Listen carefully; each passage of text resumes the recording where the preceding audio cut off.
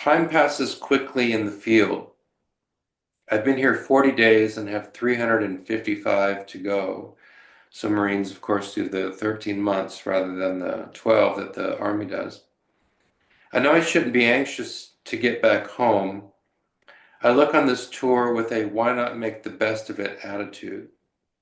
I want to feel as though I have contributed in some form or another to whatever cause we have here. And the word cause there you have in quotes, if you can speak of it as a cause. I rather doubt it. It's more of a personal war than anything else. You play the game, try not to be scared, and do your best. Everyone wants to go home, and I can't blame them. It's the type of war we're fighting that makes them feel that way. First question I want to ask you is, you say that it's a personal war. And well, to back up a little bit, you indicate that you can't really identify what this war is about. You suggest, I don't really know what the cause is. It's a personal war. I wonder if you could Mhm. unpack that. First, I mean, when you flew to Vietnam, if the Marine next to you asked you, what is this war about? Would you have had an answer then? And then the answer changed over time. So I guess, did you think that the war had a cause? And did something happen that made you question whether there was a discernible cause? And then maybe Mhm. after that we could go on and talk about hear from you what you meant when you said really this war is just a personal thing. So on the theme Mhm. of the cause, I mean, did when you first set foot in Vietnam, in your mind was there a cause? And then what happened between then and the time you wrote this letter where you questioned whether there what really was a cause? Yeah, I think that was within the first 30 days, right? That letter was written. Um, well, up until that point, until shortly after I arrived, I thought that there was a cause, and so did I would say, all of my fellow junior lieutenants that went through basic school with me. We all signed up for the Marine Corps for a particular reason. Uh, And most of us, I would argue, signed up to win the war in Vietnam against communism to prevent uh, the dominant, you got to understand the Cold War context of the Vietnam War was basically if Vietnam falls to the communists, then the rest of Southeast Asia and who knows, eventually the United States would also fall. The domino theory, first Vietnam and so forth. So all of us felt that way as lieutenants. And we went through training basically to become small unit leaders in combat. And we were dedicated to that. We had really had no idea about some of the personal experiences that Marines were coming back with from Vietnam. In classrooms, we heard about some of the instructors who were uh, more senior officers than we were, captains, majors and so forth. Some of them had not even been to Vietnam, but some had been. And their comments, I think, were very careful not to reveal any personal attitudes towards the war. And basically, I didn't really, wasn't really interested, or I didn't have any questions about that. I just accepted at face value that everyone had a goal to defeat communism. I was going to help do that. And all through my training, all through the OCS commissioning, basic school, and then artillery training after that. It was all directed towards that goal of getting there and uh, you know fighting the war and winning it. And each of us thought we were going to do that, uh, as a team. So I guess my first wake up call was not long uh, after I got there. Tell you the truth, within days after I arrived on my artillery battery, uh, one of the battery officers, I think it was the executive officer of the battery, took me aside and he said, "You see this helmet here?" And I looked at the helmet, and there was a big dent about the size of your fist, uh, about 6 feet. I'm sorry, 6 inches down from the crown of the helmet. Um, and he said, your predecessor wore this helmet and was killed 2 weeks ago by a mortar illumination round."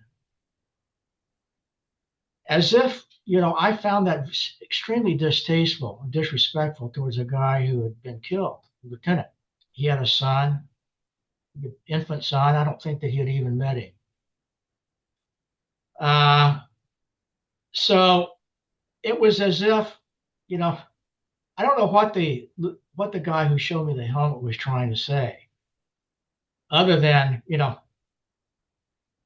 you have the courage to get out there in the field and become an FO, a forward observer, or, I don't know what the objective was, but I really turned off by that. And during the first week I was in the battery, talking with people, almost every person I talked with would tell me how many days they had left in country. What kind of message do you think that sent? That told me that they didn't want to be there.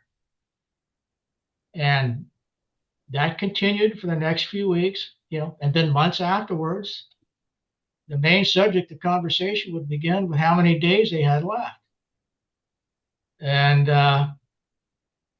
anyway, that's when I wrote that letter. And Wow. a month into it, and at that point, it had shaken me in my faith and what I was there for. And week after week, month after month, it shook me more. And drove home, drove home the unfortunate realization that no one wanted to be there. Let me ask you, a minute ago, you used the phrase, fighting the war and winning. And often combat vets from Vietnam will refer to the way the war was fought. And they'll say the way the war was prosecuted was itself a source of disillusionment. Um, was that the case for you? Just the sometimes vets refer to the rules of engagement, just how the war was prosecuted. Was that something that over time contributed to, you don't use this word disillusionment, but to that sense of Yeah. disillusionment that you had just the way the war was prosecuted? hmm Yeah. And I think everyone probably would agree. It was multifaceted. The disillusionment had parts to it. For me, probably the one of the most important was the operations that we ran, search and destroy operations, which was just a way to engage the enemy, uh, because body counts became, by the time I was there, the body counts of the enemy became the most important indicator of the success that a unit would have. So you would have all kinds of lies and exaggerations on reports that were submitted on how many enemy were killed, et cetera, et cetera.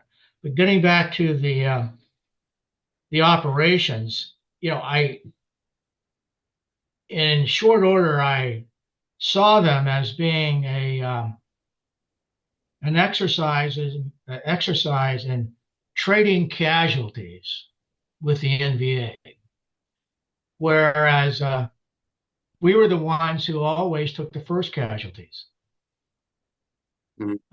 from ambushes. And I that led me to to think that, well, we were bait. The ground units were bait. Uh, you know, the leadership accepted the fact that we were going to suffer Marine casualties in exchange for hopefully fixing the enemy in place and getting a lot of enemy casualties. That was, that didn't happen a lot. So there was that element, operational.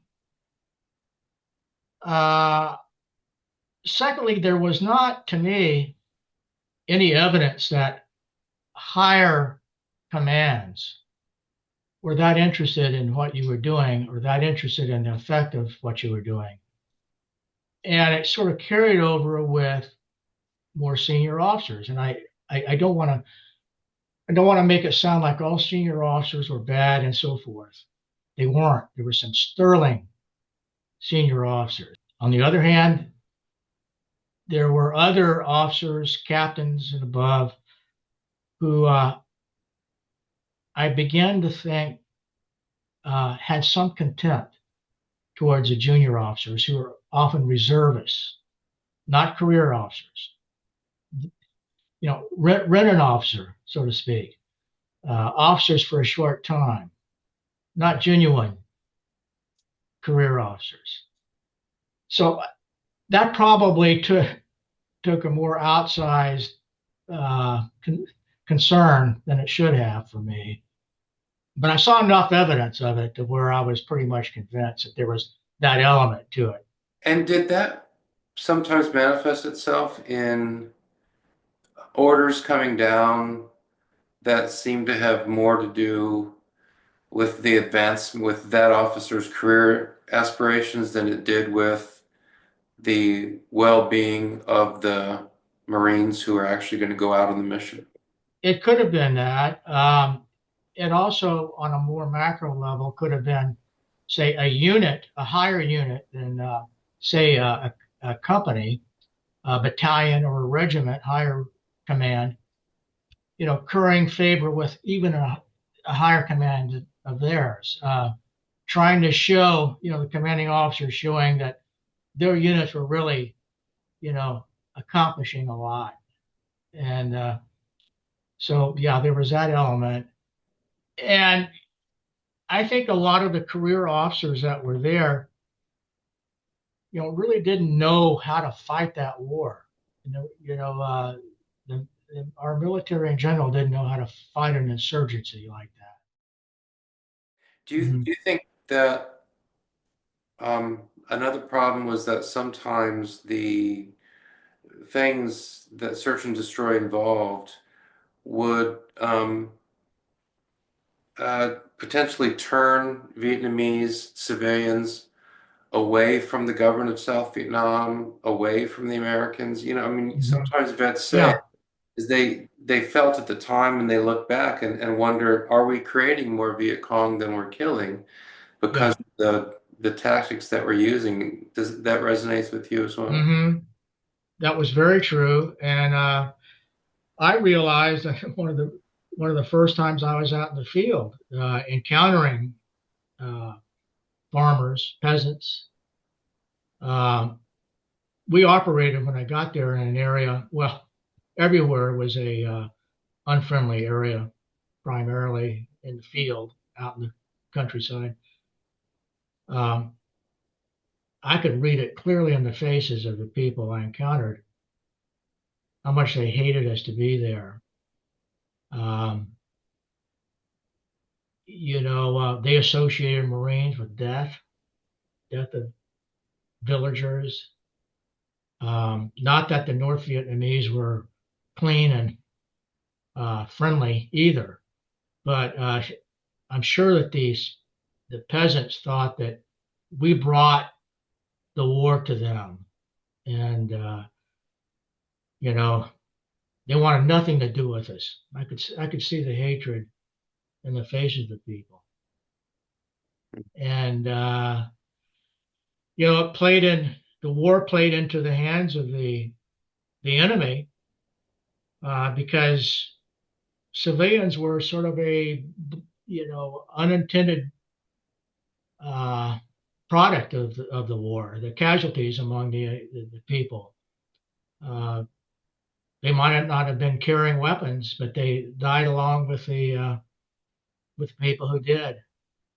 Yeah. The other part of that phrase you use, fighting and winning the war. So you said a little bit about, some of the methods used to fight the war that maybe were counterproductive. Winning.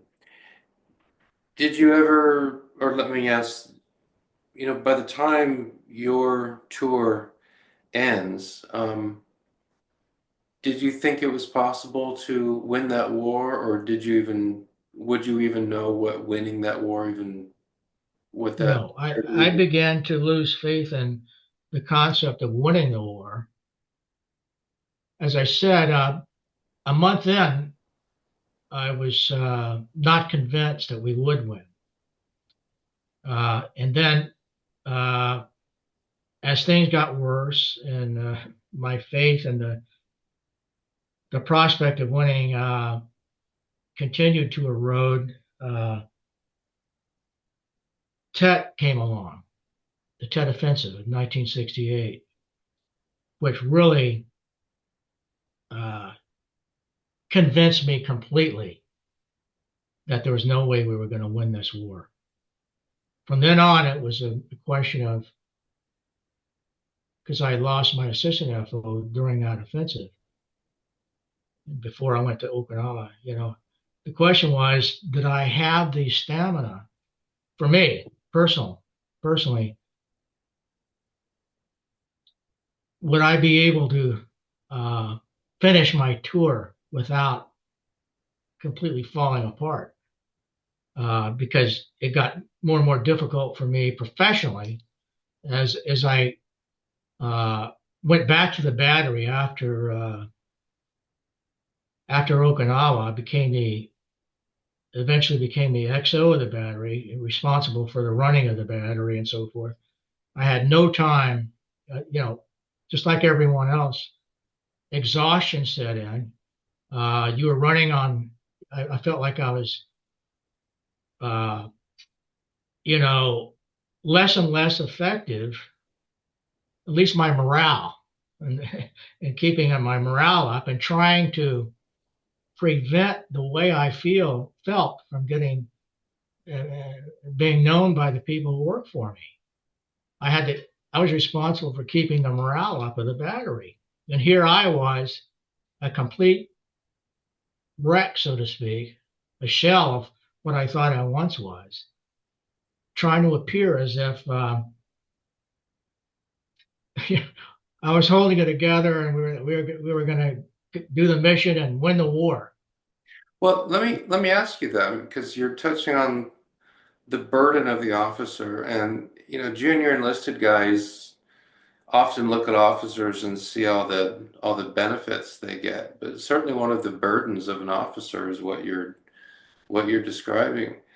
As you look back on it, what strategy did you deploy? You've got these 19-year-olds who I'm sure are complaining constantly. They're counting the days. They want to get the heck out.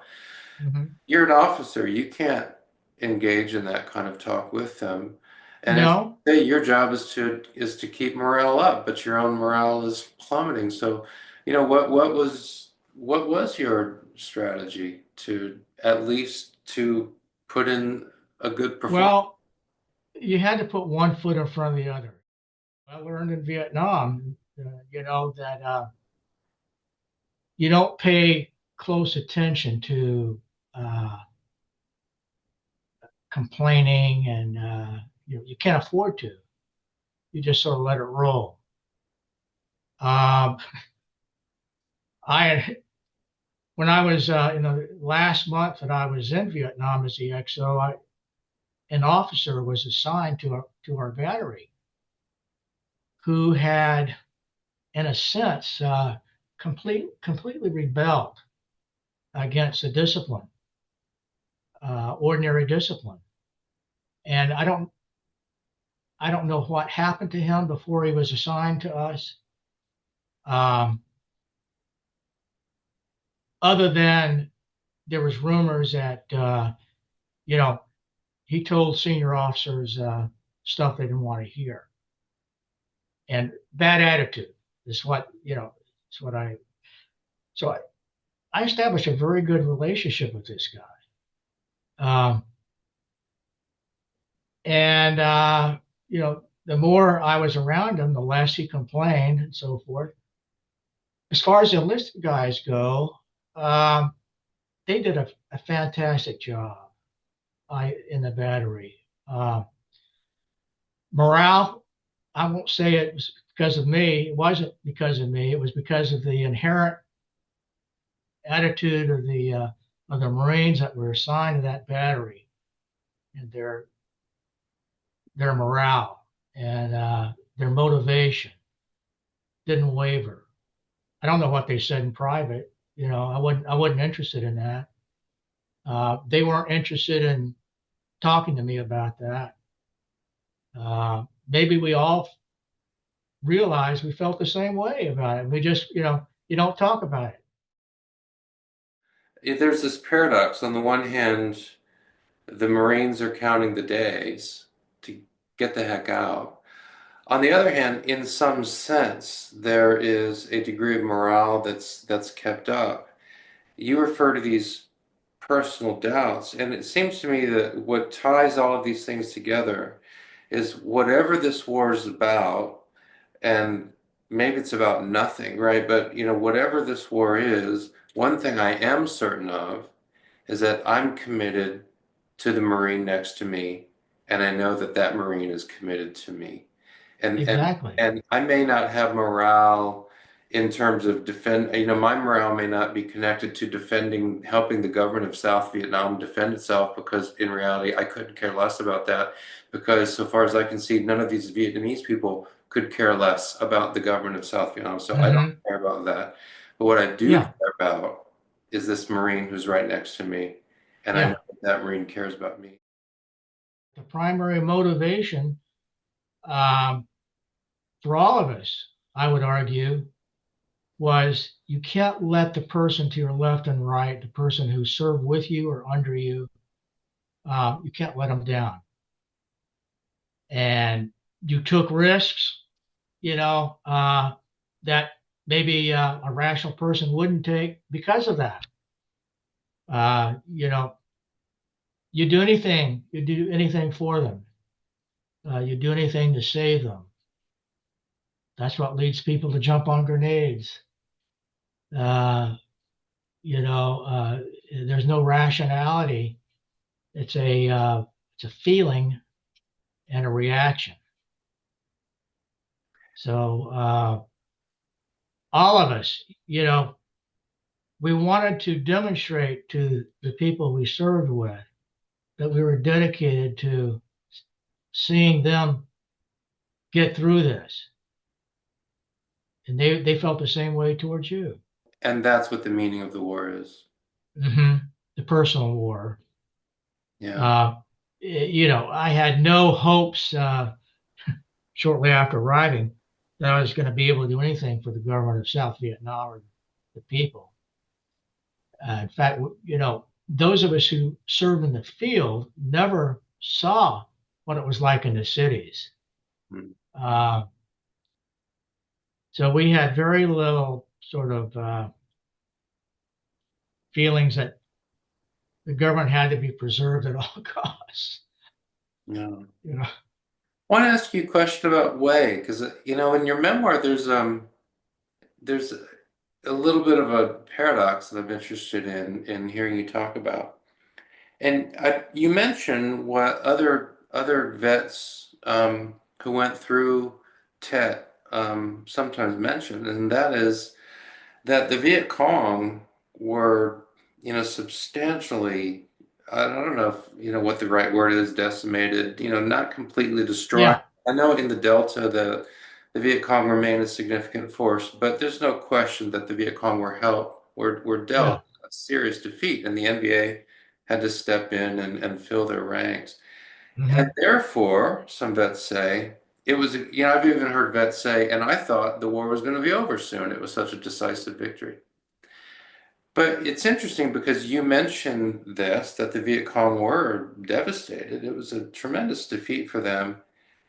But yet, Tet still led you to conclude that despite that, this war isn't winnable. Um, is my assessment correct? And then why? What is it that led you to that conclusion? Well, it was the coordinated way that the communist offensive was done. Um, we had no idea on the company level, the fighting man level, that the NVA and VC were capable of this. Hmm. If you know, when you're living through something like it, you only see what's in front of you, what's around you. You don't look at the big picture. Now, looking back on it, there was a lot of stuff that happened in late 1967 that were clearly clues to what was going to happen. And but at the time, leading up to Tet, I sort of, although I didn't think we were going to win the war necessarily, the chances were okay. The chances were remote. I thought that we would win the war while I was there before Tet. But seeing how the NBA and the BC were able to orchestrate what they what they did in the cities and the bases and so forth, the attacks. I said, "Wow, we're we've got an adversary that's not going to roll over, and in fact, we have an adversary that might just outlast us." Then it was a matter of hanging on for me. Would I be able to make it through the end of my tour without sort of emotionally or mentally falling apart?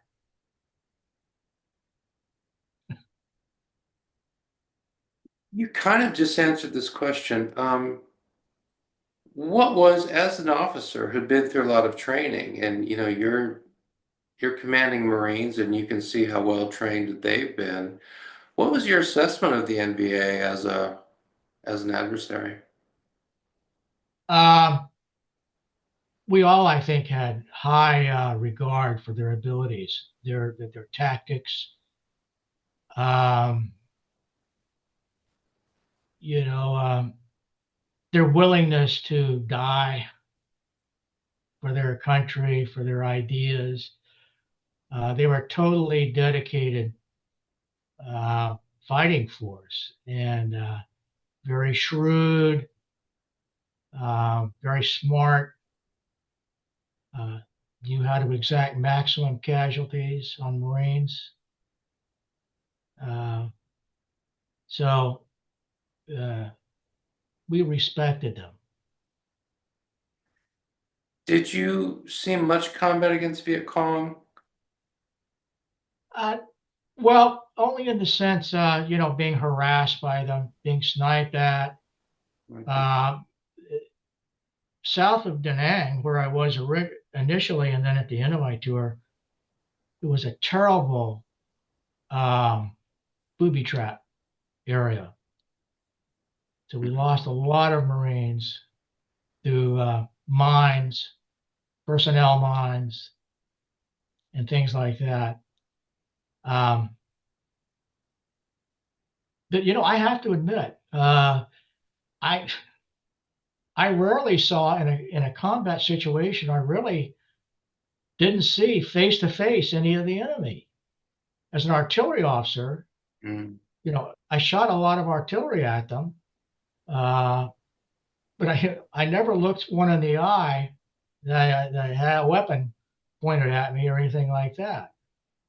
Uh, they were out there, uh, and a group I was with was ambushed by either a VC or NVA small group in Hue uh, at a very uh, short distance. Um, that could have, that could have killed a number of us, but we were lucky. It didn't happen. But